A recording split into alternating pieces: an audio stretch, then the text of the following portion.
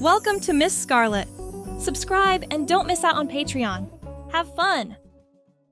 Sheer enthusiasm lit up the shopping mall as bundled energy surged through every aisle. Within this hive of activity, a reluctant shopper strolled, slightly weighed down by the retail joviality. Saturday afternoons embodied a fusion of dates, get-togethers, and retail therapy, a cosmos of excitement on all fronts. Oh, come on, Ben. You can help a sister out. I really need to find an outfit for this important interview. Catherine insisted, her younger brother trailing behind. Ben, whose patience was already wearing thin, halted and took a rather deep breath before responding. You have 15 minutes. No more. My stomach has its limits, and so does my will to be patient. His sister quickly scooped out an armful of possible outfits, ignoring the various perfumes and scents as she strolled towards the fitting room. As Ben leaned against a pillar, observing the vibrant mall energy, his love for his sister was equally testament to his displeasure for shopping's repetitive grind. The store was busy, salespeople floating between customers like butterflies, offering assistance with practiced smiles. "Excuse me, miss? Would you like to see our new spring collection?" Ezra didn't register the voice at first, continuing to scroll through his social media feed. "Miss, these would look lovely on you." A tap on his shoulder finally pulled his attention away from the screen. A salesperson with a bright smile and a name tag reading Vanessa stood before him, holding up a soft pink cashmere sweater. "Oh, I'm not," Ezra began, but Vanessa was already draping the sweater against his chest. "This shade would complement your skin tone beautifully," she said with professional confidence. "And we have a pencil skirt that would pair perfectly with it. Professional but feminine. Perfect for the office or a nice dinner." Ezra's face flushed hot. He opened his mouth to correct her, to explain he was just waiting for his sister, but the words caught in his throat. Something in Vanessa's earnest expression made the truth feel unnecessarily complicated, almost cruel to point out her mistake. "I don't know," he mumbled instead, surprised by his own response. "Just try it on," Vanessa insisted, already pulling a charcoal gray pencil skirt from a nearby rack. "The fitting rooms are right over there. I can hold a room for you." Before Ezra could formulate a response, Emma emerged from her fitting room, frowning. "Nothing's working," she announced, then noticed the salesperson. "Oh, are you helping my brother find something?" Vanessa's smile faltered momentarily, her eyes darting between Emma and Ezra. "Your brother?" Ezra expected the awkward apology that usually followed such mix-ups, the embarrassed backpedaling, the overzealous assurances that the mistake was understandable because of his slight build or longer eyelashes. But Vanessa recovered quickly, her professional demeanor intact. "My mistake," she said, but didn't lower the items she held. Instead, her smile turned knowing, almost conspiratorial. "Still, these would look wonderful on you, if you'd like to try them." Emma laughed. "Ezra in a skirt? That would be a first." Something in Emma's dismissive tone sparked an unexpected defiance in Ezra. Perhaps it was the culmination of always being the quiet one, the agreeable brother who never made waves. Or maybe it was something deeper he'd never allowed himself to examine. "Actually," he heard himself say, "I'll try them on." Emma's laughter died abruptly. "What? You're joking, right?" Ezra took the hangers from Vanessa, the soft fabric of the sweater brushing against his fingers. "You're always saying I need to expand my wardrobe beyond hoodies and jeans." "Yeah, to button-downs and chinos, not That. Emma gestured at the items in his hands. Vanessa intervened smoothly. The fitting rooms are this way. I'll check on you in a few minutes to see how everything fits. Ezra followed her, ignoring Emma's confused expression. The fitting room was larger than he'd expected, with soft lighting and a floor-length mirror. Hanging the garments on the hook, he stood for a moment, staring at his reflection. The familiar navy hoodie, the worn jeans, the perpetually uncomfortable expression he wore in public spaces. With tentative movements, he removed his hoodie and t-shirt, then unfolded the pink cashmere sweater. The material was impossibly soft against his skin as he pulled it over his head. It settled around his torso with a gentle weight, the color bringing a warmth to his face he'd never noticed before. His hands shook slightly as he unbuttoned his jeans and stepped out of them. The pencil skirt seemed impossibly small, but the fabric had more give than he'd anticipated. He pulled it up over his hips, fumbling with the side zipper until it closed smoothly. Ezra stood, frozen, staring at the stranger in the mirror. The sweater's soft drape concealed his angular shoulders, while the skirt hugged his narrow hips in a way that transformed his usual awkward posture into something elegant. A knock at the door broke his trance. "How's everything fitting?" Vanessa called. Ezra's voice caught. "It's different." "May I see?" Sometimes the right accessories make all the difference. After a moment's hesitation, Ezra opened the door a crack. Vanessa's expression showed no judgment, only professional assessment. "Perfect," she said, handing him a thin black belt. "Try this at the waist of the sweater."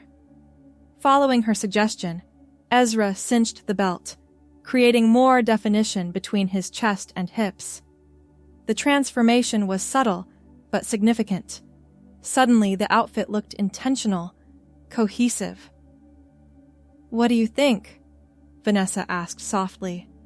Ezra couldn't find the words to explain the sensation flooding through him.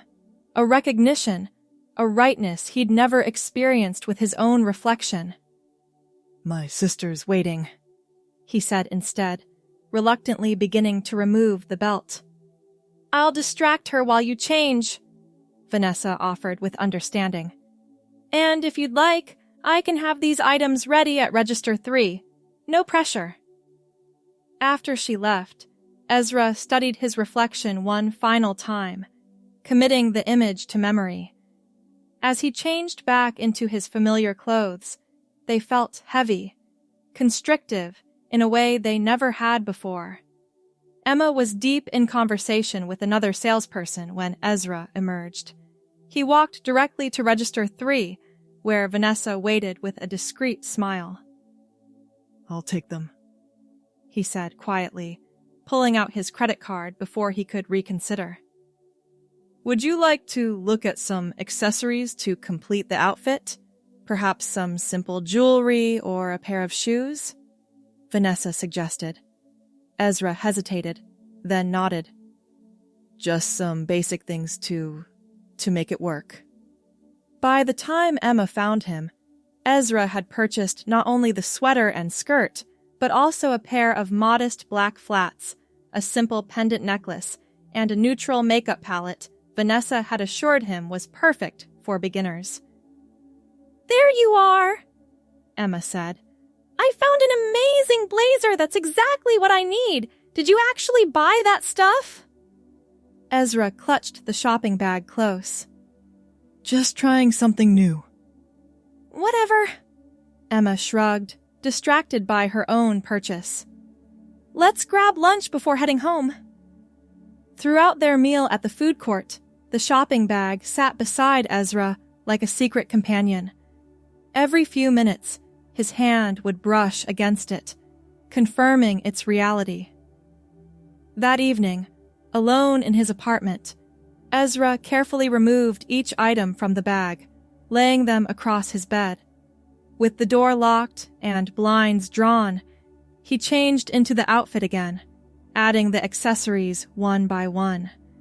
The person in his mirror was simultaneously a stranger and the most authentic reflection he'd ever seen.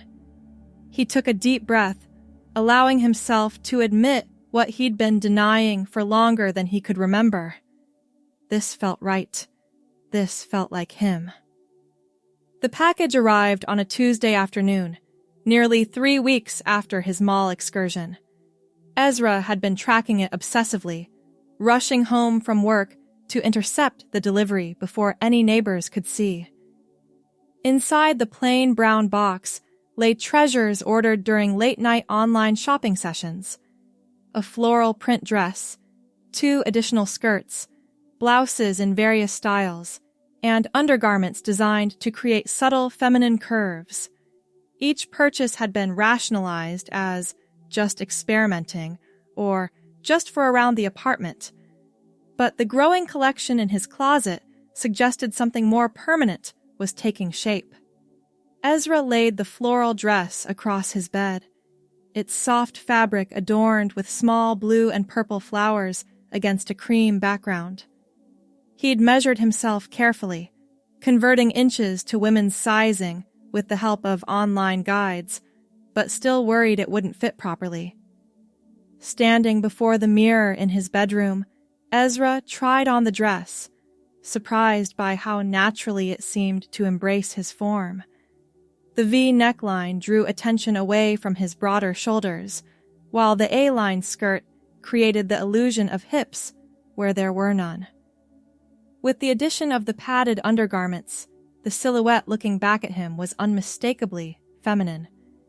His brown hair, always kept short and practical, now seemed the only discordant note. Ezra ran his fingers through it, wondering how it would look longer, perhaps styled to frame his face. For now, though, the overall effect was enough to make his heart race with recognition. Over the following weeks, Ezra established a routine. At work, he maintained his existing wardrobe, plain button-downs and slacks that had always felt like a costume. At home, he changed into his growing collection of women's clothing, practicing walking in low heels, experimenting with subtle makeup techniques gleaned from online tutorials, and allowing himself to move in ways that felt natural rather than performatively masculine. One evening, while practicing eyeliner application, his phone rang, Emma's name flashing on the screen. He quickly wiped his eyes and answered, "Hey, Em." "Can you believe they actually offered me the job?" Emma's voice bubbled with excitement. "The interview outfit was perfect. We need to celebrate. Dinner tomorrow night?"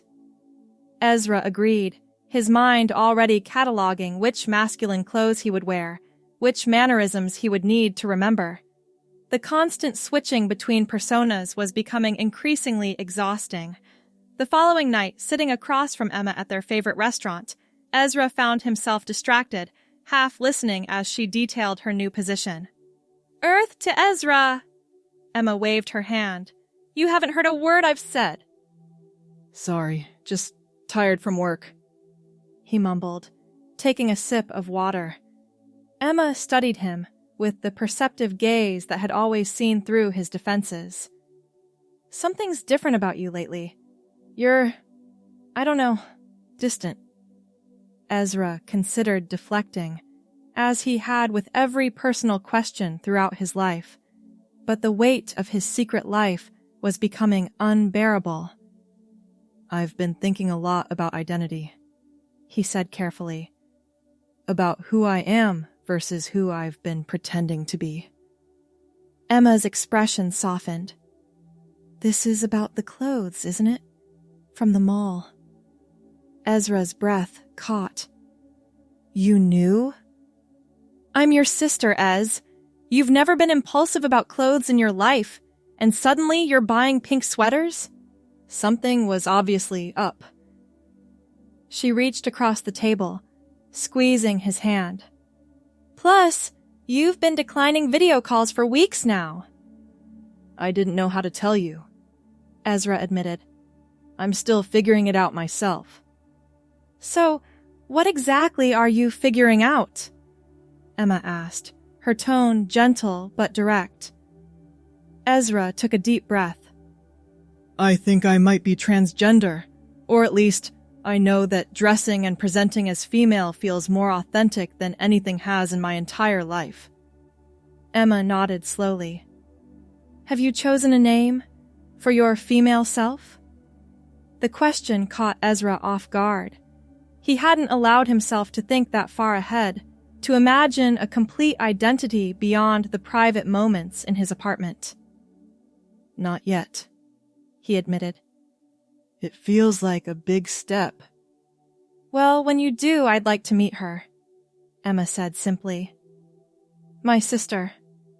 Tears pricked at Ezra's eyes, not from fear or shame, but from the profound relief of being seen and accepted.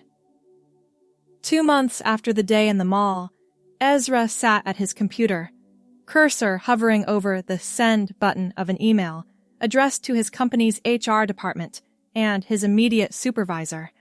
The message requested a meeting to discuss his gender identity and transition in the workplace. After several deep breaths, he clicked send before he could reconsider. The response came faster than expected, a meeting scheduled for the following afternoon. Ezra spent hours that night selecting the perfect outfit, professional but authentically feminine. He settled on a forest green blouse with subtle ruffles at the collar, paired with the charcoal pencil skirt from that first shopping trip, now a talisman of sorts. The meeting itself proved less daunting than anticipated. His company had established protocols for supporting transitioning employees, including options for gradual or immediate workplace presentation changes, updated email addresses and name placards, and sensitivity training for colleagues. The most important thing is what makes you comfortable, the HR representative explained. This is your journey, and we're here to support however we can.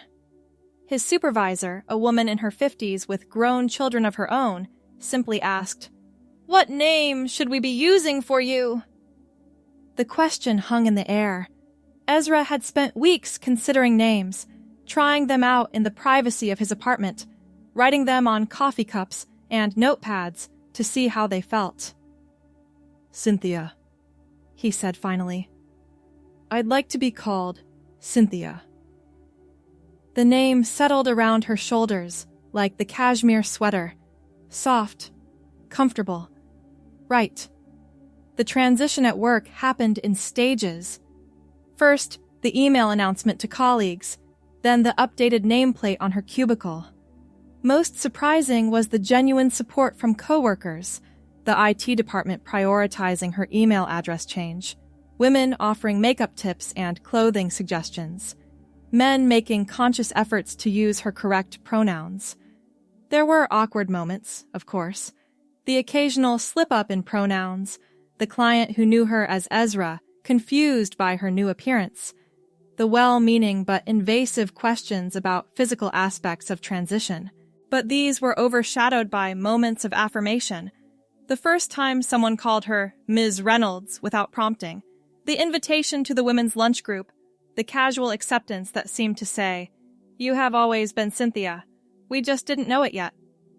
6 months after that fateful shopping trip, Cynthia stood before her closet, selecting an outfit for the day.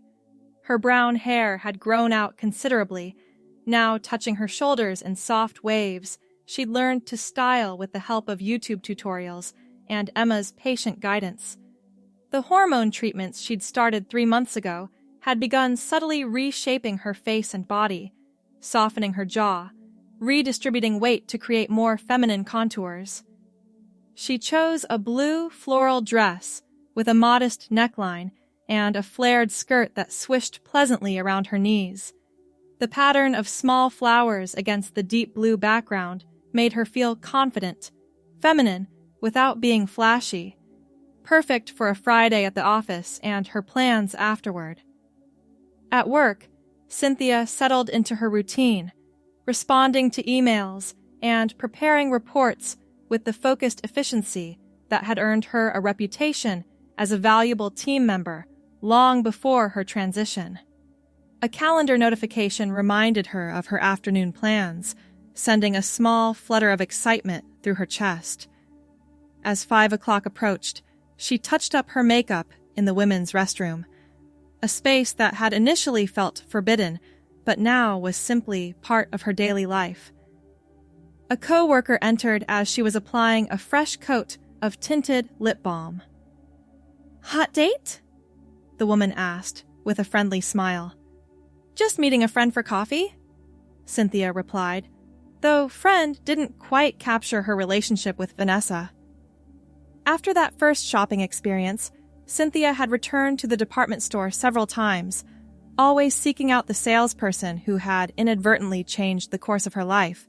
What began as requests for fashion advice gradually evolved into coffee meetings outside of Vanessa's work hours, then lunch dates, movie nights, and deep conversations about identity, authenticity, and transformation.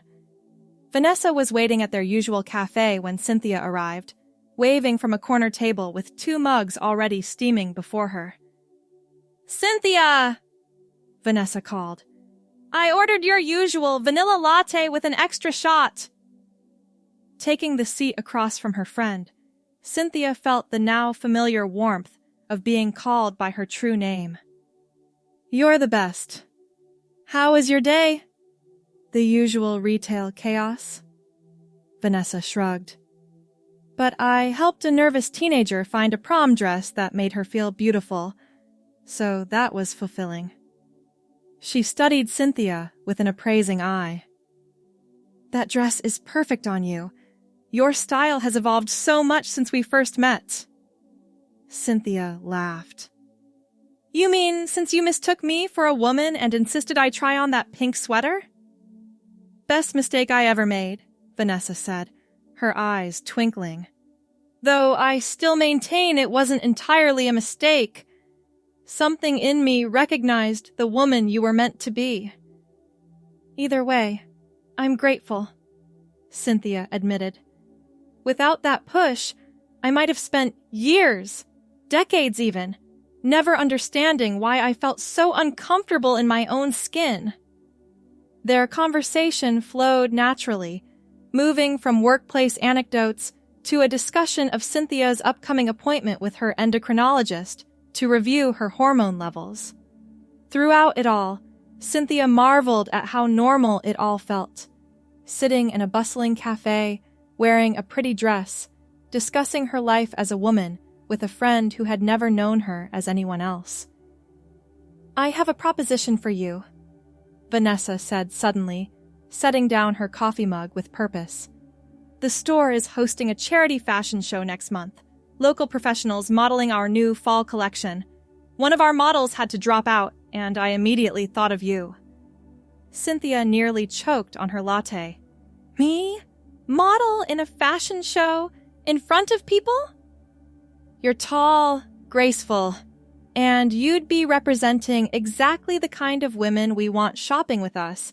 Professional, stylish, confident." Vanessa reached across the table, her hand covering Cynthia's. "Plus, I think it would be a powerful moment for you. A public celebration of your journey." The mere thought made Cynthia's heart race. Walking on a runway, all eyes on her, judging whether she looked real enough, feminine enough. "I don't know, Van. That's way outside my comfort zone." "All the important growth happens outside our comfort zones," Vanessa countered. "Just think about it, okay? We're having a meeting for all the models next week. You could just come and see what it's about before deciding." Cynthia promised to consider it, though she was already formulating excuses to decline. Public speaking had terrified her even before transition. Parading in front of strangers as a newly minted woman seemed impossibly daunting. When she mentioned the invitation to Emma during their weekly sister dinner, Cynthia expected immediate support for her decision to decline. Instead, Emma surprised her. "You should absolutely do it," she said, pointing her fork emphatically. When's the last time you did something that scared you? Coming out as transgender to my entire social and professional circle? Cynthia retorted. Emma shook her head. That wasn't a choice. That was being true to yourself. This is different. This is choosing to embrace your visibility. That's exactly what frightens me, Cynthia admitted. The visibility. The scrutiny. Fear is a terrible reason not to do something amazing, Emma said softly. The Cynthia I've come to know these past months is braver than she gives herself credit for. Those words echoed in Cynthia's mind as she lay in bed that night, staring at the ceiling. Perhaps Emma was right. Perhaps the next step in her journey wasn't just being Cynthia, but celebrating Cynthia, allowing herself to be seen and admired, not despite her journey, but because of it. The following week, Cynthia found herself sitting in a conference room at Nordstrom, surrounded by 11 other women selected to model in the charity show. Most were customers with no modeling experience, just everyday professionals with diverse body types, ages, and styles. The event coordinator explained the format. Each model would showcase 3 outfits representing work, casual weekend, and evening wear. Professional stylists would handle hair and makeup, and a choreographer would teach them basic runway walking. Remember, this isn't about being perfect, the coordinator emphasized. It's about celebrating real women and raising money for the women's shelter. Have fun with it. After the meeting, Vanessa found Cynthia examining the mood boards displaying the fall collection. So, what do you think? Are you in? She asked, barely containing her enthusiasm. Cynthia took a deep breath. I'm terrified, but yes, I'm in. The following weeks were a whirlwind of preparations. Fittings for the outfits she would model, walking lessons where she learned to move with confidence in heels, promotional photo shoots for the store's social media. Each step pushed her further outside her comfort zone, but also further into a confidence she'd never known was possible. The night of the fashion show arrived with a flurry of backstage activity. Professional makeup artists transformed Cynthia's face with subtle contouring and dramatic eyeshadow that made her brown eyes appear deeper and more expressive. Her brown hair was styled in loose waves that framed her face beautifully. Standing behind the makeshift runway in the store's atrium, wearing a tailored burgundy pantsuit that made her feel simultaneously powerful and feminine, Cynthia peered through the curtain at the gathered crowd. Friends, family members, and customers filled the chairs arranged around the runway. She spotted Emma in the front row, giving an enthusiastic thumbs up. Nervous? Vanessa appeared beside her, clipboard in hand, looking elegant in her store manager attire of a black sheath dress. Terrified, Cynthia admitted. But also exhilarated? Does that make sense? Perfect sense, Vanessa smiled. You're going to be amazing.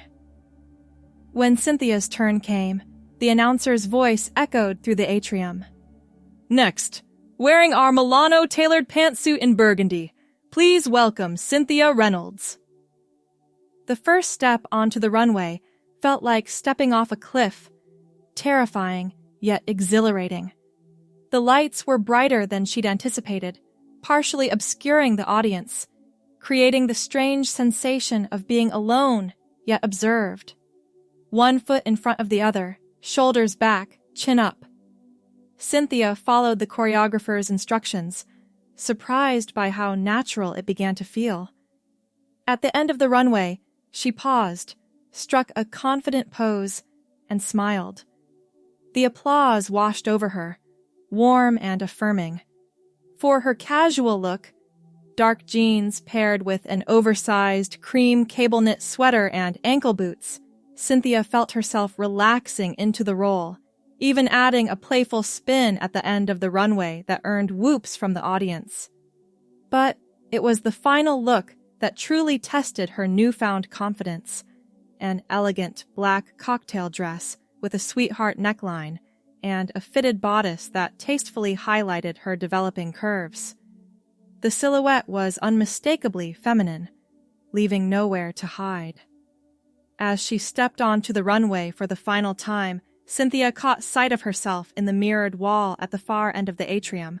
The reflection showed a woman walking with grace and purpose, head held high, radiating confidence. Not a man in women's clothing, not someone in disguise, but simply herself. Cynthia, fully realized and unapologetically present. The applause for her final walk seemed to last longer, punctuated by Emma's distinctive cheer from the front row. As Cynthia returned backstage, several other models offered congratulations and compliments. "You're a natural," one woman said, squeezing her arm. "Hard to believe it's your first time modeling." After the show, when all the models had taken their final walk together, Cynthia found Emma waiting for her near the refreshment table. "You were incredible," Emma said, pulling her into a tight hug. "I'm so proud of you." "I can't believe I did that," Cynthia laughed, the adrenaline still coursing through her veins. "In front of all these people." "You did more than that," Emma said. "You owned it." Later, as the crowd thinned and the event staff began dismantling the runway, Vanessa approached with a bouquet of flowers. "For our star model," she said, presenting the arrangement of lilies and roses to Cynthia. "The store manager wanted me to tell you that several customers asked specifically about your outfits. You sold 3 pantsuits tonight." Cynthia accepted the flowers, their sweet scent mingling with the lingering aroma of hairspray and makeup. "I should be giving you flowers. Without you, none of this would have happened." "You give yourself too little credit," Vanessa replied. "All I did was offer a sweater to try on. You're the one who had the courage to step into your true self." As they walked toward the exit, Cynthia caught sight of their reflection in a store window, Vanessa in her professional black dress, herself still in the cocktail dress from the final walk, flowers cradled in her arms.